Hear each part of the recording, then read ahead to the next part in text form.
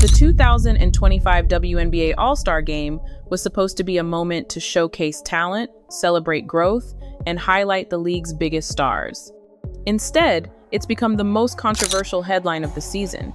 What started as a weekend of unity turned into a PR nightmare as players walked onto the national stage not just to play but to protest. Wearing bold "Pay Us What You Owe Us" shirts before tip-off, the All-Star roster shifted the spotlight away from the court and toward a brewing battle between players, owners, and the front office. And the result? Total backlash. Sponsors blindsided, executives furious, fans divided. And now, with suspensions reportedly on the table and the league's public image taking a massive hit, one question looms larger than ever. Has the WNBA crossed a line it can't walk back from? From the very first possession, fans could feel it this wasn't going to be the All-Star game they hoped for. There was no defensive pressure, no hustle for loose balls, no urgency on either end of the floor. The crowd, filled with fans eager to see the best of the best, sat in silence as player after player settled for long-distance shots, barely contesting each other. It wasn't just casual, it was hollow. What was once promoted as the pinnacle of WNBA talent devolved into what many described as a glorified shoot-around. Napheesa Collier dropped 36 points, an impressive stat on paper, but not a single camera cut to her. Skylar Diggins recorded a rare triple-double and didn't even make a ripple on social media. Why? Because the game had already lost its audience. Even diehard fans were posting in live chats, asking where the competitiveness had gone. And with the absence of Caitlin Clark, who was promoted as the centerpiece despite being injured, felt like the entire event was sold on a promise that never came true. This wasn't a showcase, this wasn't a celebration. This was a missed opportunity for the league to prove its value on the biggest stage. The play was uninspired, the energy was missing, and by the time halftime rolled around, even the broadcasters sounded like they were trying to fill dead air. For a league fighting for more visibility, this performance didn't help it hurt. Just when the All-Star game should have been ramping up energy, the WNBA took a hard left turn. As the players stepped onto the court, they weren't just wearing warm-ups, they were making a statement. Every single All-Star rocked bold black shirts with a message impossible to miss. Pay us what you owe us. And behind them, Brittany Sykes held up a sign that echoed the sentiment. Pay the players. It wasn't subtle. It wasn't symbolic.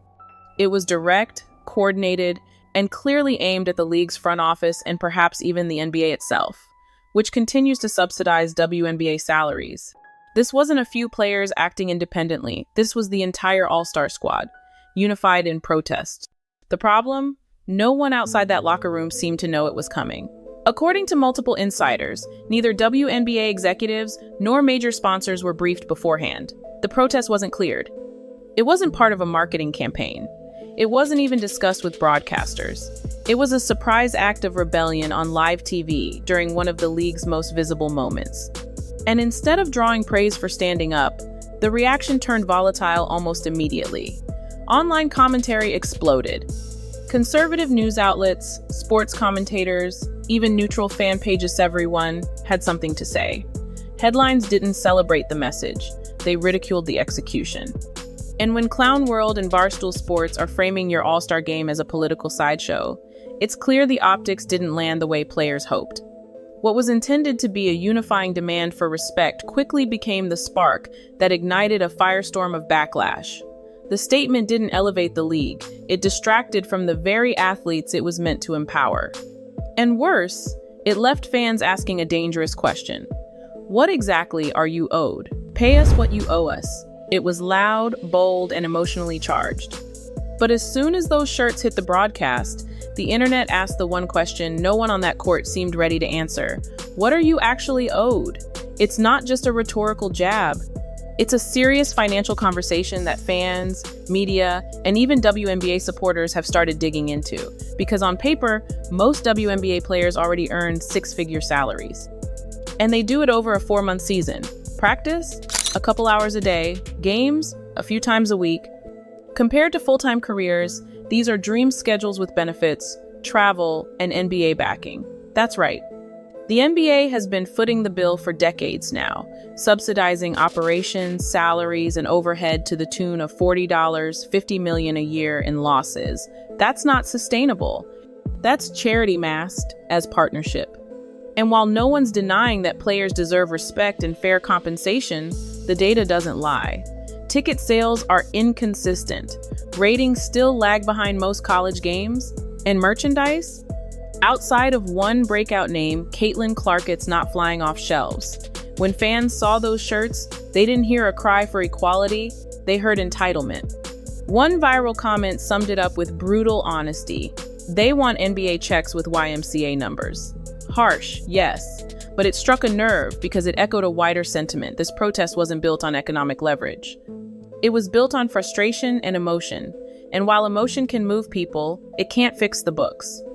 The optics, the timing, the execution, it all created a perfect storm. Because when you're wearing a shirt demanding more pay during a game that feels half-hearted, with low effort, no defense, and record low energy, you're not strengthening your cause. You're weakening your credibility. And now, instead of talking about growth, fans are talking about budgets, losses, and whether the WNBA is living in reality or fantasy. The protest wasn't even 24 hours old before the consequences started rolling in. Behind the scenes, WNBA executives weren't just caught off guard, they were furious. According to league insiders, no heads-up was given, no approvals, no coordination with sponsors. The league's biggest televised event was hijacked in real time, and top advertisers who invested millions into the All-Star broadcast were blindsided. Several reportedly reached out to the league office within hours, demanding clarity, reassurance, and in some cases, pulling future promotional deals off the table. One exec allegedly called the moment a branding disaster. And the damage didn't stop there. Internal discussions quickly turned to disciplinary action, fines, suspensions, public statements. Even Commissioner Kathy Engelbert, who was photographed smiling with the same players the night before, was suddenly thrust into crisis mode. She's now reportedly facing pressure from owners demanding accountability, transparency, and control. Some sources claim she's quietly aligning with ownership on this one, bracing for damage control that could include multiple players facing punishment.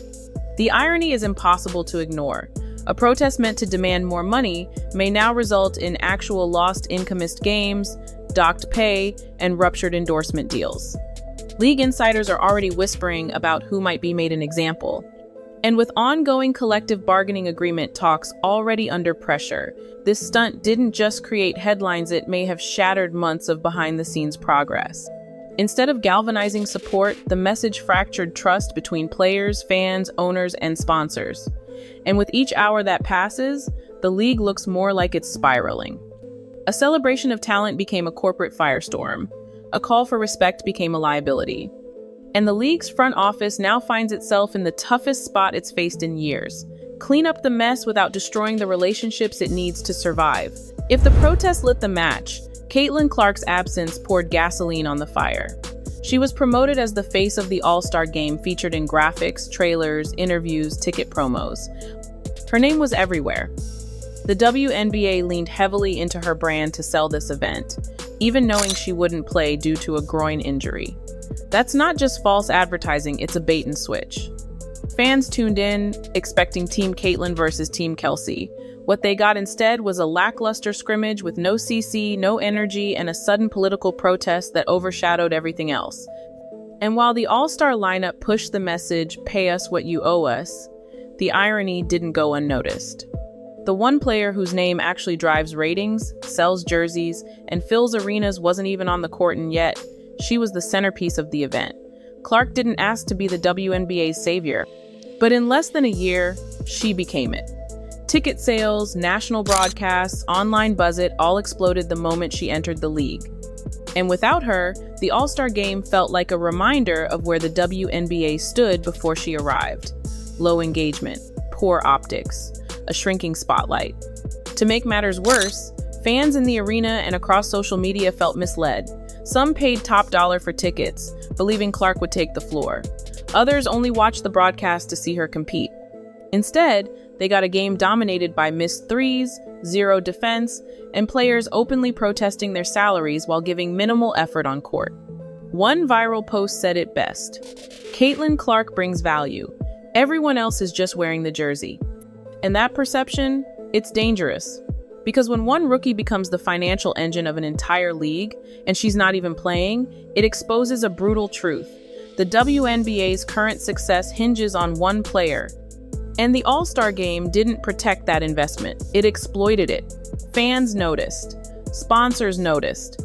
And now, the front office is dealing with the fallout of promoting someone who wasn't even in the building while the rest of the league failed to carry the spotlight she left behind. The 2025 WNBA All-Star Game was supposed to be a celebration, a showcase of elite talent, rising stars, and the momentum the league has been building. Instead, it became a cautionary tale. A game overshadowed by poor effort, low competitiveness, and a protest that may have done more harm than good. "Pay us what you owe us" was meant to ignite support, but it triggered a wave of backlash the league clearly wasn't prepared for. Sponsors are pulling back, executives are angry, fans are frustrated, and the one player whose star power could have stabilized the event, Caitlin Clark, was reduced to a marketing tool for a game she never stepped foot in. Now, the WNBA finds itself at a dangerous crossroads. The front office is scrambling to regain control. Disciplinary actions may be coming. The credibility of the All-Star event is in question. And most critically, the growing divide between players and management is no longer a whisper, it's a headline. This wasn't just a PR blunder, it was a turning point. A moment that revealed just how fragile the league's success really is. Because without trust from fans, respect from sponsors, and unity within its own walls, the WNBA can't grow, it stalls. Or worse, it collapses under its own weight. The league had an opportunity, a chance to build around Caitlin Clark, channel rising interest, and prove its product to the world. Instead, it gambled the biggest night of the season on a message that alienated more people than it inspired. And now, the question no one wanted to ask is echoing louder than ever. Where does the WNBA go from here?